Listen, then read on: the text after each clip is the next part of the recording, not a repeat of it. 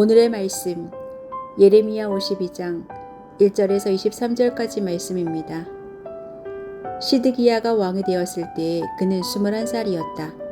그는 예루살렘에서 11해 동안 다스렸다. 그의 어머니 하무달은 리블라 출신으로 예레미야의 딸이다. 그는 여호야김이 하였던 것과 똑같이 주님께서 보시기에 악한 일을 하였다. 예루살렘과 유다가 주님을 그토록 진노하시게 하였기 때문에 주님께서는 마침내 그들을 주님 앞에서 쫓아내셨다. 시드기야가 바빌로니아 왕에게 반기를 들었으므로 시드기야 왕 제9년 10째 달 10일에 바빌로니아 왕 느부갓네살이 그의 모든 군대를 거느리고 예루살렘을 치러 올라와서 도성을 포위하고 도성 안을 공격하려고 성벽 바깥 사방에 흙 언덕을 쌓았다. 그리하여 이 도성은 시드기야 왕 제11년까지 포위되어 있었다. 그의 넷째 날 9일이 되었을 때 도성 안의 기근이 심해져서 그 땅 백성이 먹을 양식을 다 떨어지고 말았다. 드디어 성벽이 뚫리니 이것을 본 왕은 바빌로니아 군대가 도성을 포위하고 있는데도 밤을 틈타서 모든 군사를 거느리고 왕의 정원 근처 두 성벽을 잇는 통로를 지나 도성 바깥으로 빠져나와 아라바 쪽으로 도망하였다. 그러나 바빌로니아 군대가 시드기야 왕을 추격하고 여리고 평원에서 그를 사로잡으니 시드기야의 군사들은 모두 그를 버리고 흩어졌다. 바빌로니아 군대가 시드기야 왕을 체포해서 하마 땅의 리블라에 있는 바빌로니아 왕에게 끌고 가니 그가 시드기야를 신문하고 또 바빌로니아 왕은 시드기야의 아들들을 그가 보는 앞에서 처형하고 역시 리블라에서 유다의 고관들도 모두 처형하였다. 그리고 바빌로니아 왕은 시드기야의 두 눈을 뺀 다음에 쇠사슬로 묶어서 바빌론으로 끌고 가서 그가 죽는 날까지 감옥에 가두어 두었다.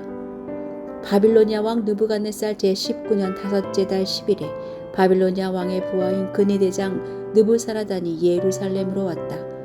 그는 주님의 성전과 왕궁과 예루살렘의 모든 건물, 곧 큰 건물은 모두 불태워버렸다. 근위대장이 지휘하는 바빌로니아의 모든 군대가 예루살렘의 사면 성벽을 모두 헐어버렸다. 근위대장 느부사라단은 백성 가운데서 가장 가난한 사람들과 도성 안에 남은 나머지 사람들과 바빌로니아 왕에게 투항한 사람들과 나머지 기술자들을 모두 포로로 잡아갔다. 그러나 근위대장 느부사라단은 그 땅에서 가장 가난한 백성 가운데 일부를 남겨두어서 포도원을 가꾸고 농사를 짓게 하였다. 바빌로니아 군대는 주님의 성전에 있는 노새 기둥과 받침대 또 주님의 성전에 있는 놋바다를 부수어서 모든 노새를 바빌론으로 가져갔다. 또 속과 부삽과 부집개와 대야와 향접시와 제사를 드릴 때 쓰는 노새 기구를 모두 가져갔다. 근위대장은 잔과 화로와 대야와 솥과 등잔대와 향접시와 부어 드리는 제사 때 쓰는 잔을 모두 가져갔다. 금으로 만든 것은 금이라고 하여 가져갔고 은으로 만든 것은 은이라고 하여 가져갔다. 솔로몬 왕이 주님의 성전에 만들어 놓은 노새로 만든 두 기둥과 놋바다 하나와 놋받침대 밑에 있는 노새로 만든 소 모형 12를 모두 가져갔다. 그가 가져간 이 모든 기구의 노새는 그 무게를 달아 볼 수 없을 정도로 많았다. 기둥 한 개의 높이는 18자이고 둘레가 12자이고 기둥 속은 비었지만 노새 두께는 손가락 4개의 너비이다. 그 위에는 노새로 된 기둥머리가 있고 각 기둥머리의 높이는 5자이다. 그리고 노새로 된 기둥 위의 사방에는 그물과 석류 모양의 장식이 얹혀 있다. 다른 기둥도 석류 모양을 하고 있어서 똑같이 장식되어 있다. 그물의 사방으로 매달린 석류는 모두 100개인데 밖에서 보이는 것은 96개이다.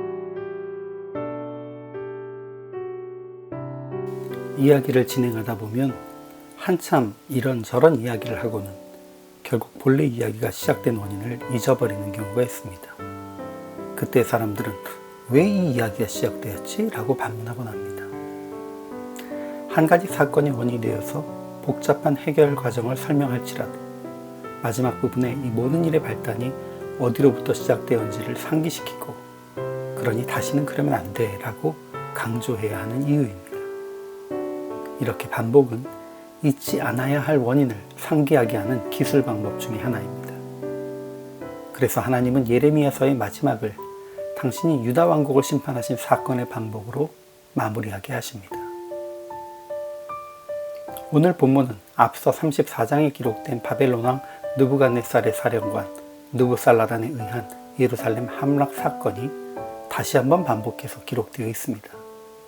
시드기야 왕 제11년 넷째 달 제9일에 식량이 떨어져 예루살렘 성이 함락된 일, 왕과 군사들이 도망하다가 잡혀서 왕의 아들들과 고관들이 죽임을 당했고 시드기야 왕은 그 일을 모두 목격한 후 눈을 뽑혔던 일, 성전, 왕궁, 모든 집과 성벽이 헐리고 성중의 가난한 백성들만 포도원 관리를 위해 남겨진 일, 그리고 바벨론 사람들이 회파하고 약탈해간 성전에서 사용되던 기물들에 대한 기록, 이런 것들이 구체적으로 남아 있습니다. 34장 예루살렘의 멸망과 그 후에 유다에 남았던 백성들의 혼란은 이미 자세히 기록되었습니다. 그리고 46장부터는 이스라엘과 유다 외의 여러 나라들을 애굽에서 바벨론에 이르기까지 하나하나 언급하면서 하나님께서 그들 각자의 죄를 심판하실 계획에 대해서도 기록되었습니다. 그런데 52장에서 예레미야서는 다시 한번 예루살렘이 멸망하는 사건에 대해 기록하고 있습니다. 이것은 반드시 일어날 일이니 대비하라는 것이 아니고 이미 실현된 하나님의 심판을 반복해서 상기하게 하시는 것입니다. 우리는 이렇게 심판받은 자들이다, 잊지 말아라 라는 의미입니다. 그리고 이렇게 심판받은 이들은 하나님을 모르는 이방인이 아니라 하나님의 백성이라고 자부했던 이스라엘과 유다 백성이었습니다.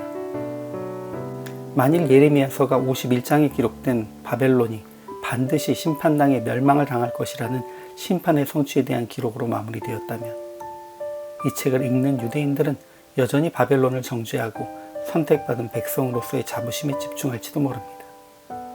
그러나 하나님께서는 마지막 부분에 유다 왕국이 그 범죄함으로 인해 심판받았음을 다시 한번 상기하게 하시면서 이 모든 일의 근원이 믿는 사람, 선택받은 백성의 불의함에서 비롯된 것임을 기억하게 하십니다.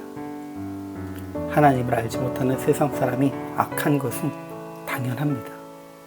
그러니 이 땅이 심판받을지의 여부는 하나님의 백성이 얼마나 주의 뜻을 이루어가는지에 달려 있습니다. 우리가 잊지 말아야 할 것은 바로 이것입니다.